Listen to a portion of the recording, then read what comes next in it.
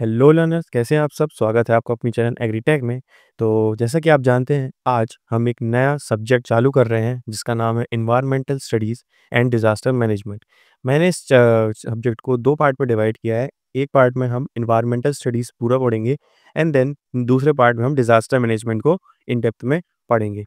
आज environmental studies का पहला लेक्चर है, तो चलिए देखते हैं आज फर्स्ट लेक्चर में क्या है। एंड आज का एजेंडा देखें तो फर्स्ट लेक्चर में हम पढ़ेंगे इकोसिस्टम स्ट्रक्चर और देखेंगे कि जो इकोसिस्टम के टाइप्स क्या-क्या होते हैं। तो चलिए शुरू करते हैं। इंट्रोडक्शन से देखें तो an ecosystem is a community of organism and their physical environment that interact with each other to maintain balance in nature. The term eco refers to the part of the world and the system refers to the coordinating units. मतलब कि जो ecosystem है वो एक community है organisms की, जो कि अपने फिजिकल एनवायरनमेंट, मतलब कि एक एनवायरनमेंट होता है जो मेंटली होता है एंड एक फिजिकल एनवायरनमेंट रहता है जिसमें हम एक दूसरे को देख पाते हैं, फील कर पाते हैं, टच कर पाते हैं, जो कि उनसे इंटरेक्ट करता है आपस में और एक नेचर का जो बैलेंस होता है उसे मेंटेन करने में हेल्प करता है। तो अगर इकोसिस्टम को ब्रेक डाउन करें तो उसमें दो वर्ड आते हैं, एक इको और एक सिस्टम। तो हम देखिए कि अगर जो इको है उसका मतलब होता है कि जो हमारी दुनिया है उसका एक पार्ट, उसको हम इको बोलते हैं। एंड जो सिस्टम है उसको इससे रेफर करते हैं कि जो कोऑर्डिनेटिंग यूनिट्स होती हैं, मतलब जैसे कि कोई भी यूनिट्स हैं जो आपस में कोऑर्डिनेट कर रही हैं, उनको हम सिस्टम बोलते हैं। तो इंट्रोडक्शन हो गया। नेक्स्ट देखते हैं, अगर हम स्ट्रक्चर देखें इकोसिस्टम का, तो the structure of our ecosystem refers to the complex network of interaction among its biotic and abiotic components. मतलब कि जो इकोसिस्टम का स्ट्रक्चर है वो एक कॉम्प्लेक्स नेटवर्क में इंटरेक्ट करता है बायोटिक और एबायोटिक कंपोनेंट से। अब मैं बता दूं, बायोटिक वो होते हैं जो लिविंग ऑर्गेनिजम्स होते हैं, जैसे कि हम हो गए, ह्यूमन बींग्स हो गए, एनिमल्स हो गए and etcetera.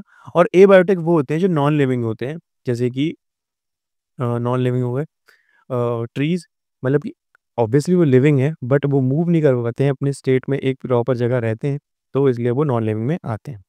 It can be broadly divided into following की कंपोनेंट्स। मतलब कि अभी आगे जो फॉलोइंग की कंपोनेंट्स होंगे उनमें हमने ब्रॉडली, मतलब कि ज़्यादा अच्छे से समझाया हुआ है। पहला है एबायोटिक कंपोनेंट एंड दूसरा बायोटिक कंपोनेंट, जैसे कि मैंने आपको बताया। तो अगर हम देखें कि एबायोटिक कंपोनेंट्स क्या होते हैं, तो ये ऐसे कंपोनेंट होते हैं जो कि नॉन लिविंग एलिमेंट्स को सपोर्ट करते हैं इकोसिस्टम में और लिविंग ऑर्गेनिज्म के साथ बढ़ते हैं। ये फिजिकल फैक्टर्स और केमिकल फैक्टर्स को इंक्लूड करते हैं। तो अगर हम देखें कि फिजिकल फैक्टर्स क्या हैं, तो sunlight, temperature, humidity, atmospheric pressure and wind, ये सब हमारे फिजिकल फैक्टर्स हैं। देन अगर हम केमिकल फैक्टर्स देखें तो water, mineral, nutrients, pH level and gases like oxygen, carbon dioxide etcetera, ये हमारे केमिकल फैक्टर्स होते हैं। अब अगर हम देखें कि बायोटिक कंपोनेंट्स कौन से होते हैं और क्या होते हैं, तो बायोटिक कंपोनेंट्स वो होते हैं जो लिविंग ऑर्गेनिजम्स होते हैं और उनको हम अगर कैटेगराइज करें उनके रोल के हिसाब से इकोसिस्टम में, तो पहला उनका होता है प्रोड्यूसर्स, जो कि होते हैं ऑटोट्रॉप्स। तो ये जो होते हैं वो ग्रीन प्लांट्स और एल्गी में प्रोड्यूस करते हैं अपना खुद का फूड, किसकी मदद से? फोटोसिंथेसिस की मदद से। दूसरे आते हैं कंज्यूमर्स, जो हेटेरोट्रॉप्स होते हैं। तो ये जो हेटेरोट्रॉप्स होते हैं वो किसी और ऑर्गेनिज्म के, मतलब कि किसी और ऑर्गेनिज्म में फूड के लिए डिपेंड करते हैं। तो अगर हम देखें कि इन पे कौन डिपेंड करता है, तो इनकी भी सब कैटेगरी है। तो जैसे कि हम देखें कि प्राइमरी, सेकेंडरी, टर्शियरी और ओमनीवोर्स। तो जो प्राइमरी कंज्यूमर्स होते हैं, जिनको हम हर्बीवोर्स भी बोलते हैं, वो एनिमल्स वो होते हैं जो प्लांट्स को खाते हैं, मतलब कि ये प्लांट्स पे डिपेंड करते हैं, जैसे कि डियर और रैबिट्स। अब जो सेकेंडरी कंज्यूमर्स होते हैं वो कार्निवोर्स होते हैं, जो एनिमल्स, वैसे एनिमल्स जो प्राइमरी कंज्यूमर्स को खाते हैं, जैसे कि वुल्स और स्नेक्स। मतलब कि सेकेंडरी कंज्यूमर्स वो होते हैं या वो वाले एनिमल्स होते हैं जो प्राइमरी कंज्यूमर्स को खाते हैं अपने फूड की तरफ। टर्शरी कंज्यूमर्स, तो जो कार्निवोर्स होते हैं, मतलब कि सेकेंडरी कंज्यूमर्स होते हैं, वो अपना खाना बनते हैं दूसरे टर्शरी कंज्यूमर्स के लिए, जैसे कि हॉक्स और लायंस। मतलब कि एक चेन बनी होती है कि टर्शरी सेकेंडरी खाएगी, सेकेंडरी प्राइमरी खाएगी और प्राइमरी प्लांट्स खाएंगे। ओमनीवोर्स वो होते हैं जो कि दोनों खाते हैं, जैसे कि कई बार अगर प्लांट्स हैं तो प्लांट्स खा लेंगे और अगर एनिमल्स हैं तो चांदी। तो जैसे कि हम ह्यूमंस हो गए और बियर्स।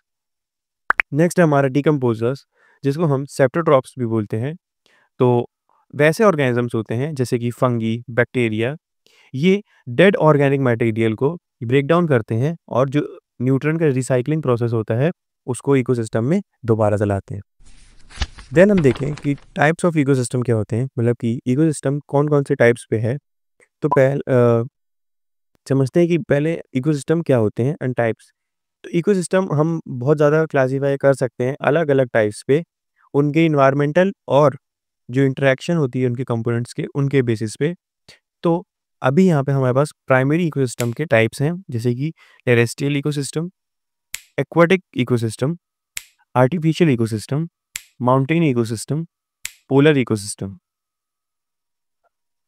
तो और एक आखिरी माइक्रो इकोसिस्टम। चलिए देखते हैं, बारी बारी से समझते हैं टेरेस्ट्रियल इकोसिस्टम को। तो ये ऐसे इकोसिस्टम है जो कि लैंड पे मिलते हैं और वेजिटेशन, क्लाइमेट और ज्योग्राफिकल फीचर्स को कैटेगराइज करते हैं।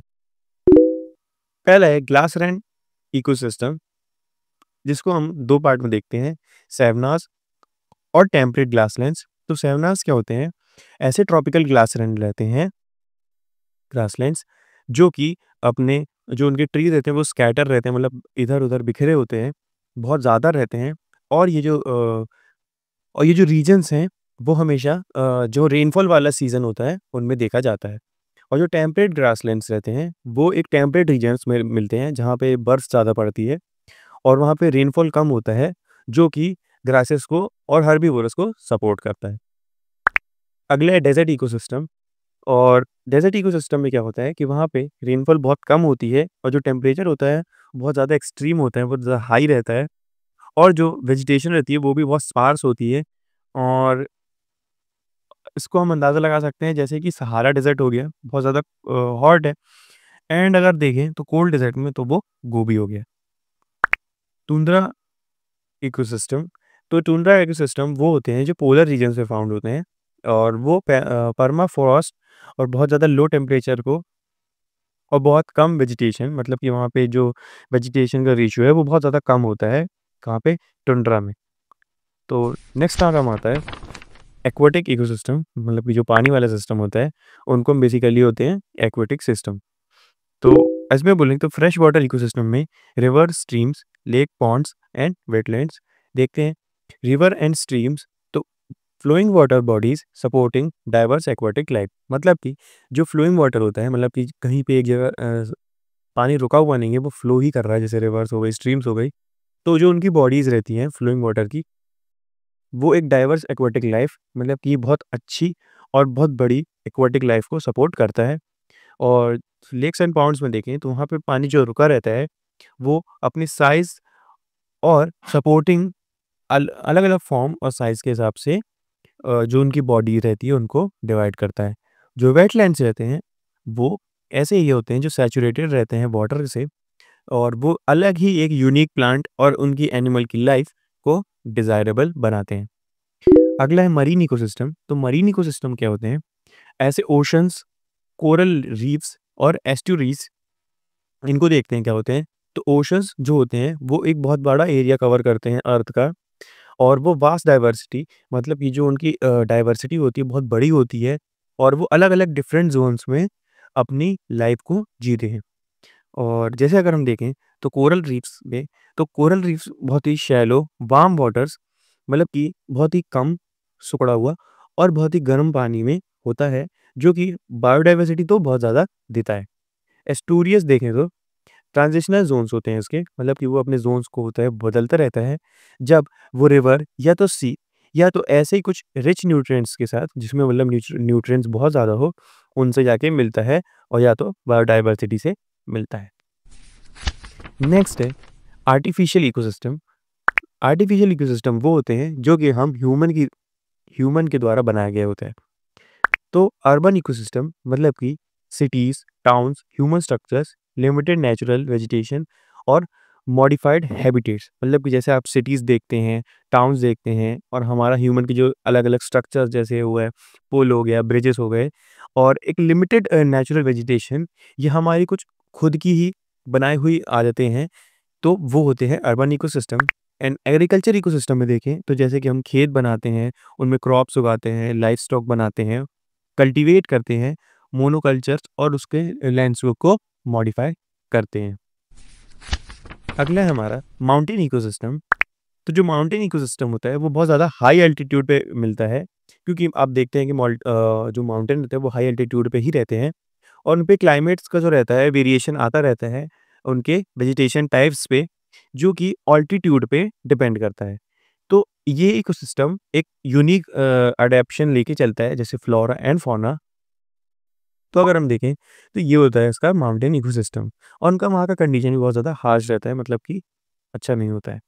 पोलर इकोसिस्टम होते हैं वो आर्कटिक और एंटार्क्टिक रीजन्स में फाउंड होते हैं, मतलब कि वहाँ ज़्यादा मिलते हैं, जो कि कैटेगराइज़ करते हैं, मतलब कि वहाँ पे ऐसी खूबियाँ हैं या खामियाँ भी बोल सकते हो, जो कि कोल्ड रीजन होता है, बहुत ज़्यादा ही कोल्ड रीजन होता है और चारों तरफ बर्फ़ की कवरिंग होती है, पूरे लैंडस्केप में होती है और एक वहाँ पे अजीब तरीके की स्पीशीज़ भी पाई जाती हैं, जैसे कि पोलर बियर्स और पेंगुइन्स।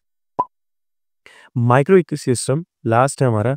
तो माइक्रो इकोसिस्टम जो होता है वो स्मॉल स्केल इकोसिस्टम होता है, जैसे कि हम पॉन्ड्स में अगर कर दें या गार्डन कर दें या कोई भी ऐसी रोटिंग लॉक बना दें, जिसको हम छोटे एरिया पे इकोसिस्टम कर रहे हैं, इको से बना रहे हैं और सपोर्ट कर रहे हैं अलग-अलग फॉर्म को, ताकि हम एक लाइफ बना सकें एक छोटे से लिमिटेड एरिया में।